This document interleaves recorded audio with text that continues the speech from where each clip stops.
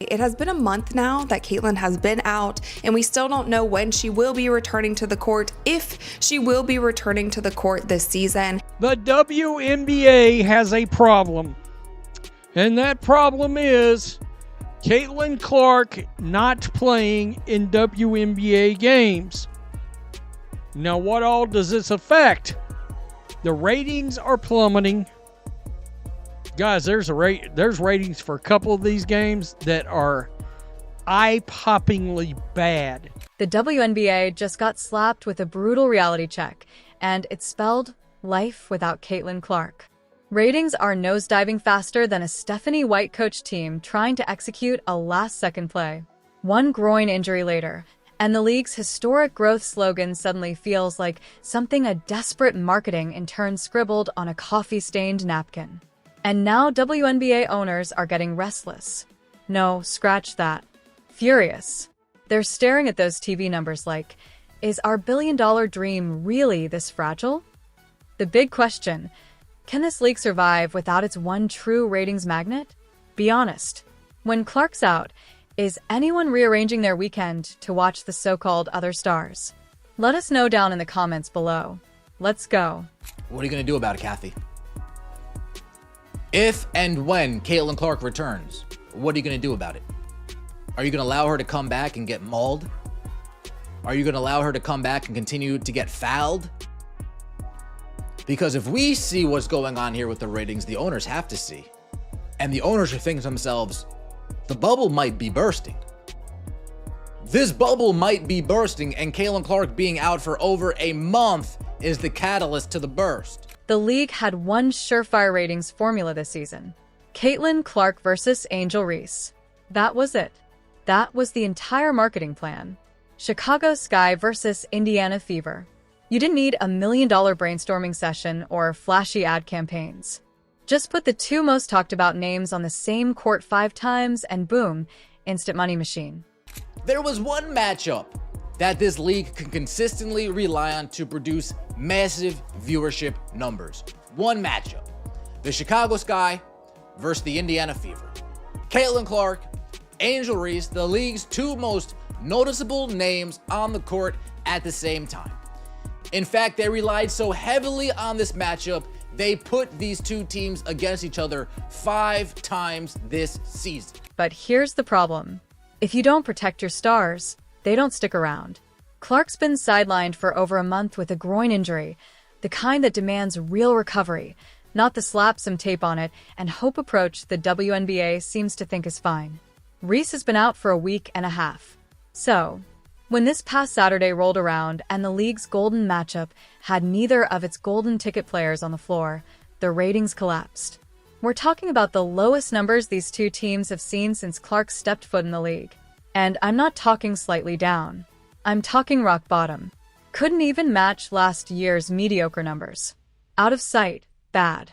I feel bad for Caitlyn Clark. She come out and said on Sue Bird's podcast that she's feeling the pressure of not playing in these games. And that Fever Sky viewership fell off the map. All right? A massive fall off from earlier in the year. No Caitlyn Clark, no Angel Reese. Now, Angel Reese is back injury? Question mark? Nobody's exactly sure what the hell's going on there at all. Now, the numbers don't lie, and they paint an ugly picture. The first meeting this year with both Clark and Ree was massive. 2, 7 million average viewers on ABC, peaking at 3, 1 million. That's 115% higher than last year's ABC average. And it wasn't just the star power. It had everything.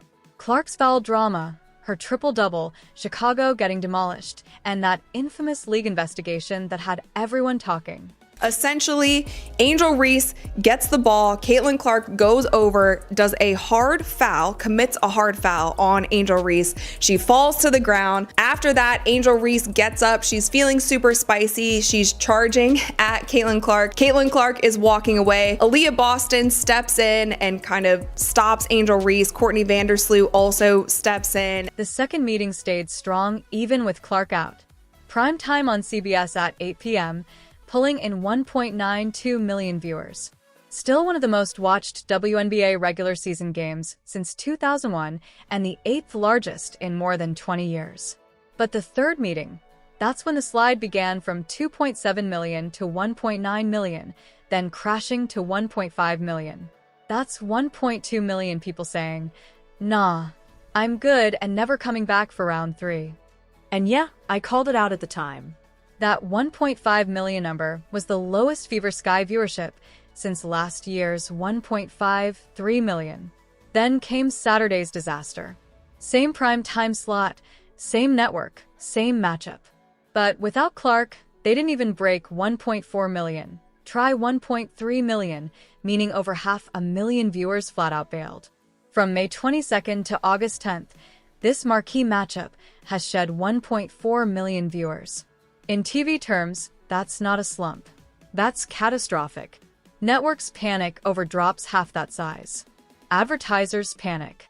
And you'd better believe Kathy Angelbert is panicking, though she'll never admit it publicly. Several more weeks pretty much puts Caitlin Clark to coming back at the very end of the regular season. If you look at the Indiana Fever's schedule right now, they only have 12 games left, and there is exactly 4 weeks left in the regular season. And the craziest thing about this last groin injury with Caitlin Clark is how it's been covered.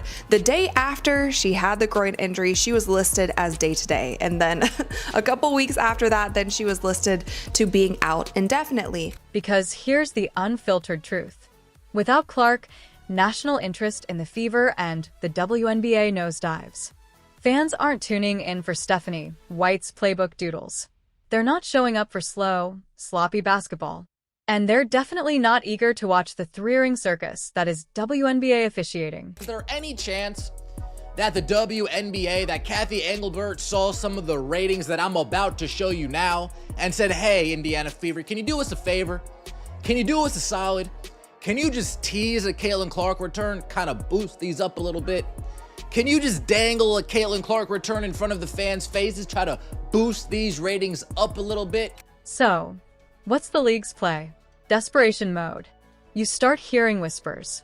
Hey, Fever, maybe tease a Caitlin Clark return just to bump the numbers.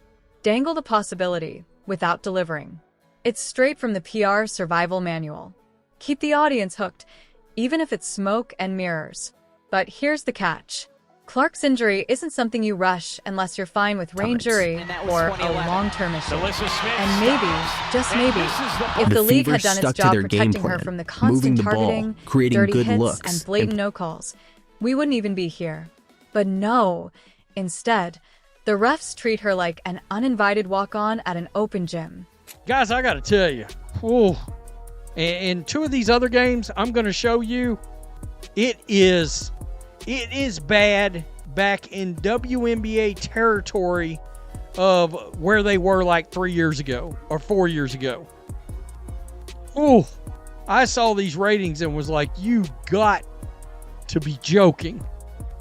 No, it's not a joke. Yeah, pay us what you owe us. And don't think this only wrecks a few games. Let's look around the league. Sun vs. Sky pulled 180,000 viewers. Dream vs. Mercury, 160,000. If the WNBA's growth was as explosive as the league office claims, those games would clear 400K easily, maybe 500K. But without the Caitlin Clark stimulus package, they can't even sniff 200K. That's what Clark is. A walking economic boost for the entire league. She plays, numbers soar. She sits, numbers crater. And the league can't claim they didn't see this coming. The red flags were there from day one. Your most valuable ratings asset is taking harder shots than an NFL wide receiver and getting fewer whistles than a spam caller in airplane mode. No calls for landing space violations. No calls for arm grabs on drives. No calls for blatant hacks at the rim. You think if Clark got the same whistle Paige Buchers enjoys in college, she'd still be sidelined? I do. The Fever would probably be sitting as a top 3 seed, and we wouldn't be talking about a ratings-free foul in August. That if you fail to protect your stars, Caitlin Clark, if you fail to protect your stars, sometimes they might not be around all the time. Sometimes they might get nicked up. Sometimes they might get dinged up. And sometimes they might get a soft tissue injury that takes weeks, if not months, to correctly heal. And that's the predicament the WNBA now finds themselves in. Caitlin Clark has been out a month and 1 day. Instead, the bubbles are leaking air fast. Owners are watching those charts and feeling the walls close in. You don't need an NBA analytics team to see it. From 3.1 million highs to 1.3 million lows, with NBA TV games barely breaking 200K, the slope is steep and ugly without the one player the league should be guarding like crown jewels. And here's the really scary part. This isn't just about right now. Every week Clark sits, casual fans drift away. They find something else to watch. And once that habit's gone, good luck getting it back. Especially when the replacement product is a lineup of players most casual viewers couldn't identify if you gave them multiple choice answers. The WNBA's marketing strategy is Clark and other people. And news flash, the other people part isn't selling. We have officially regressed. We have went way backwards, which is slightly above the average national TV viewership for Fever games this year. But it also is the least watched of the 8 Chicago and Indiana games since 2024. Look at this, folks. Networks don't want to hear. Just wait until she's healthy. ESPN, CBS, and ABC pay for consistent numbers. If they see viewership evaporate every time Clark's not suited up, they start questioning how many games they'll commit to next year. If you're a network exec, why invest in a product that collapses whenever one player's out? That's not sustainable, and it sure doesn't give the league any leverage in the next TV deal. And just yesterday, she was listed as a game time decision for today's game against the Dallas Wings. And then after practice yesterday, Coach Stephanie White basically came out and said, like, no, Caitlin Clark hasn't even been practicing. So they changed it from a game time decision to her being out. This has been all over the place. The owners aren't blind to what's happening, and the league sure isn't either. But instead of addressing the real issue, actually protecting the one player who's propping up the entire operation, they're pulling the oldest hustle in the sports PR playbook, the fake game time decision tease. It's the equivalent of dangling a piece of steak in front of a starving dog while knowing full well the plate's empty. Fans have seen this act before. It works once, maybe twice, before the crowd catches on and decides they're not falling for the con again. Nothing tanks credibility and ratings faster than making people feel like you've strung them along just for a quick hit of attention. And I get it to a certain extent. The fans, the media does not need to know every little thing that's going on with Caitlin Clark's injuries, especially a star player like that. We will never know all the information, nor should we know all the information, and that's actually good for Caitlin. It protects her for when she does come back on the court. She can't be targeted. Teams can't use a certain injury or ailment against her if people don't really know what is going on. But the reporting of her timeline in general, there has been no rhyme or reason to what has been shared about it. And here's the ugly truth for the WNBA. This season, they didn't just market it around Caitlin Clark. They made her the entire hook. Every promo, every prime time slot, every highlight package, every merch drop, she's the headline. Without her, you're left with teams that can barely pull the same audience as a mid-tier high school boys state championship game streaming on a local channel. Not even exaggerating. Some of those games get over 250,000 views. Meanwhile, the league has been beating the historic growth drum all year. Record-breaking ratings, sellouts, merch flying off shelves. But take Clark out of the equation, and the so-called growth deflates faster than a cheap beach ball in August. This isn't league-wide growth. It's Clark's growth. Just like the 90s weren't a magical boom for all of basketball, they were the Michael Jordan effect. Big difference. The WNBA has a problem. Because it seems with Caitlin Clark out, not only are the Indiana Fever games losing their steam, not only is the marquee matchup against the Chicago Sky losing its steam, that's the marquee matchup this league has to offer casual fans. You go up to anybody in the streets, name 2 WNBA players. One is always going to be Caitlin Clark, and the second is usually going to be Angel Reese. Maybe you'll get a Sabrina, maybe. But usually it's going to be those 2. Maybe you'll get a Paige, maybe. but usually it's going to be those two. 85% of the time, those are the two names you're going to get. Now, let's talk about the part nobody in the WNBA front office wants to admit. The long-term fallout.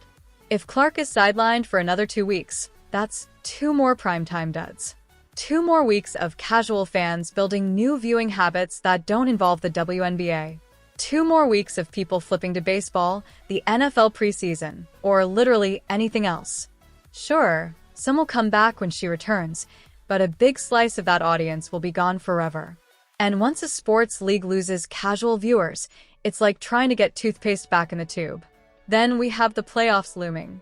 If Clark's return doesn't immediately blast ratings back to those 2 to 3 million highs we saw in May, what's the excuse going to be?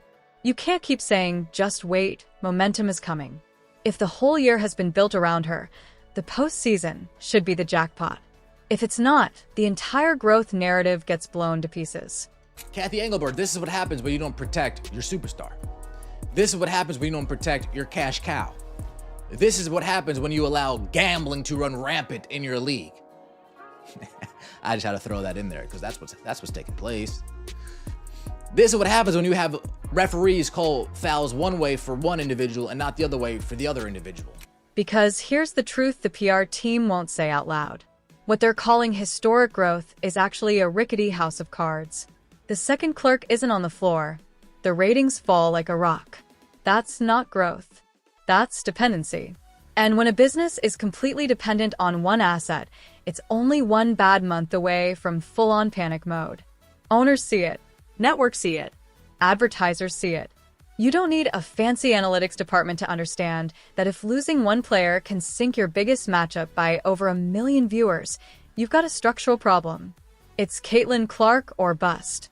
And right now, without her, it's bust. One injury has exposed the WNBA's entire house of cards.